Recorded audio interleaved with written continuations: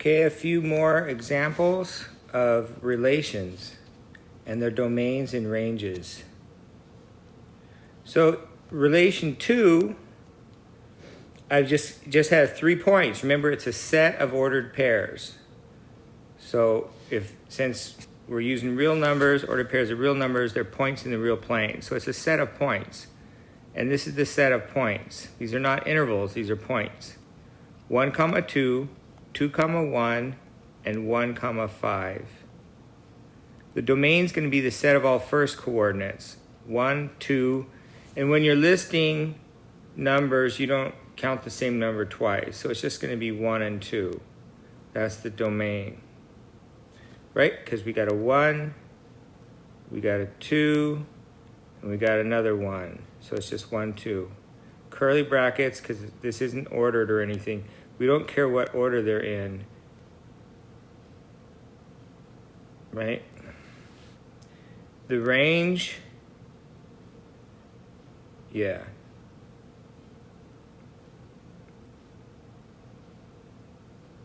As I was just saying.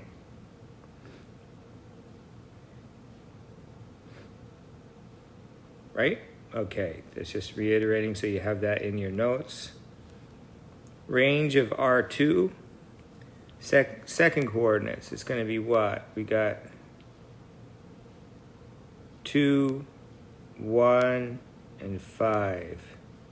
And you can write them in any order. I usually would write a 1, 2, 5, but maybe I would write this 2, 1, 5 because that's just faster. If it was a really long list, you'd probably want them write them in order to make sure you don't repeat any numbers. Right? So that's the range. So here's the third example, relation 3. Now here I'm using what's called set builder notation, right? It's the set of all ordered pairs.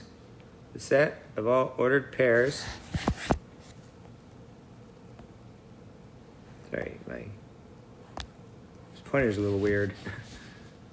Okay, the set of all ordered pairs of numbers such that y equals x plus 1. So these are the objects in the set, and these are the conditions the objects have to satisfy to be in the set. So these are actually like possible, the set from which you're choosing this set of all possible ordered numbers. But they have to satisfy this equation, which is the same thing as saying all the points on this line.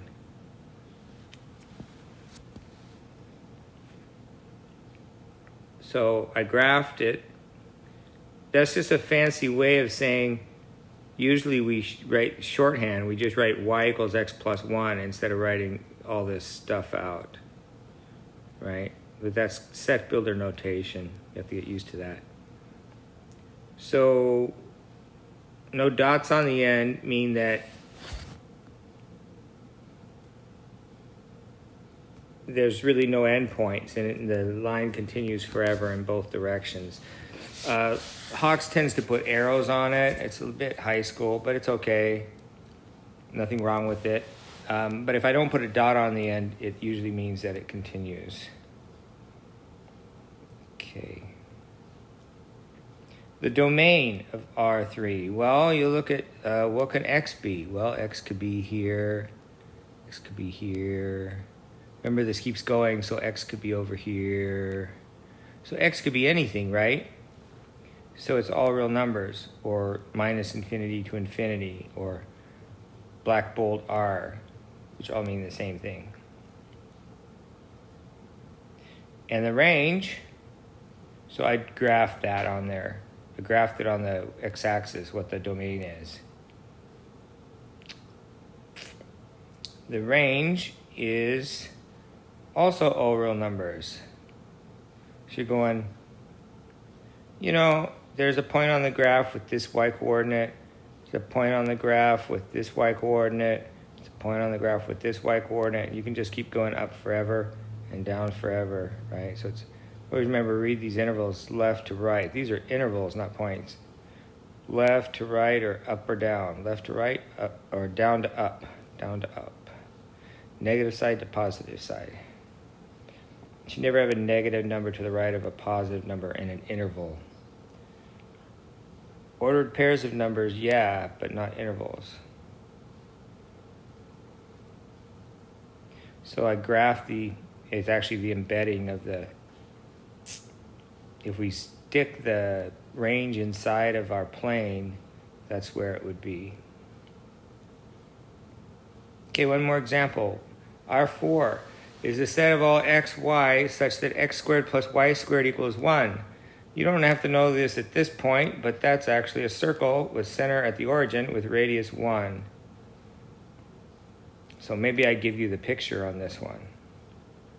Give you the graph. The domain. You're going to go from here to here. Just remember, just take the whole thing and just squish it onto the x-axis for the domain. Here to here. Does it include this endpoint? Is this point here on the graph? Yes, it is. So it includes that point, so it's going to have a square bracket on the right side. Does it include this smallest point? Yes, it does. That is a point on the graph. So it has this thing like this. It goes, the domain is the values of x here. It goes all the way from -1 to 1. So I get that. And then you'll notice y is the same thing, right? -1 from the bottom to the top. -1 to 1, and this is the point 0, comma, -1, and it is on the circle. Plug in 0 and -1, you see you get 1. And this point is also on the circle. So it's going to look exactly like this.